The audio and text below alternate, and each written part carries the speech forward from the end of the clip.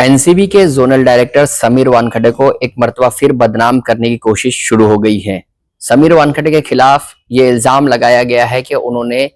बर्खास्त जज इरफान शेख की मदद की और कोर्डेलिया क्रूज केस में उन्हें बचाया है।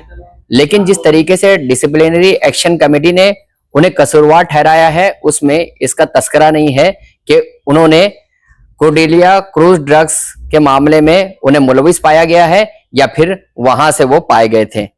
बता दें आपको कि इरफान शेख के खिलाफ कई इल्जामात ऐद किए गए थे, जिसमें गैर कानूनी तरीके से अपने इख्तियारात का गलत इस्तेमाल करना। इरफान शेख ने जो है रफी अहमद कुदवाई मार्ग पर 10 अक्टूबर को एक्सीडेंट किया था। उस दौरान जो है एक टैक्सी ड्राइवर को नुकसान पहुंचाया गया था। इसके साथ ही अपनी कार को जो है गैर कानूनी तरीके से छुड़ाना और गैर कानूनी तरीके से पैसा कमाना, आमदनी से जायद पैसा कमाना और दूसरे तमाम इल्जामात जो है इरफान शेख पर साबित हुए, जिसके बाद डिसिप्लिनरी कमेटी ने इरफान शेख को अपने ओहदे से बर्खास्त कर दिया है। फिलवक्त वो पालघर और थाने में जज के फराइज अंजाम दे रहे थे। बता दें आपको कि इरफान शेख के बर्खास्त होने के बाद अब समीर वानखेड़े को निशाना बनाया जा रहा है और यह कहा जा रहा है कि समीर वानखेड़े ने इरफान शेख को बचाने में अहम रोल अदा किया और समीर वानखेड़े की टीम ने कोर्डेलिया क्रूज ड्रग्स मामले में इरफान शेख को बचाया है। लेकिन यह मामला जो है, इस मामले में जब रिपोर्ट कॉपी देखी गई, उसके नकुल हमारे पास मौजूद है, तो उसमें कहीं भी जो है इरफान शेख का तस्करा नहीं है। जिस तरीके से समीर वानखेड़े को बॉलीवुड मुसलसल टारगेट कर रहा है, और इतना ही नहीं, शाहरुख खान ने रेड चिल्ली एंटरटेनमेंट के जरिए जो है समीर वानखेड़े पर निशाना साधने के लिए द बैट्स ऑफ बॉलीवुड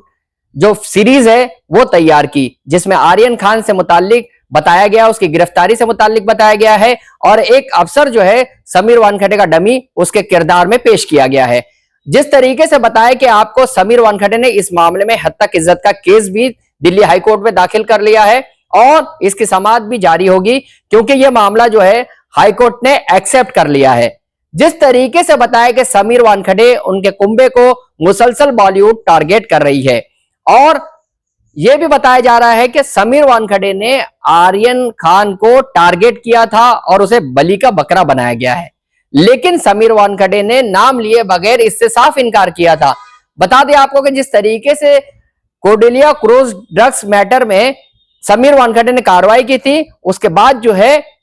तमाम सबूत पेश किए थे और अब जो है आर्यन खान को क्लीन चिट मिली है। लेकिन साथ ही जो विजिलेंस इंक्वायरी थी उसमें समीर वानखेड़े को भी क्लीन चिट मिली थी। बता दें आपको कि जो जज थे इरफान शेख, उनको नशे की आदत थी और वो ऐसे नशे का इस्तेमाल करते थे जो सीलबंद लिफाफे में इन्वेस्टिगेशन टीमें जो है उन्हें दिया करती थी और वही जो है सीलबंद लिफाफे में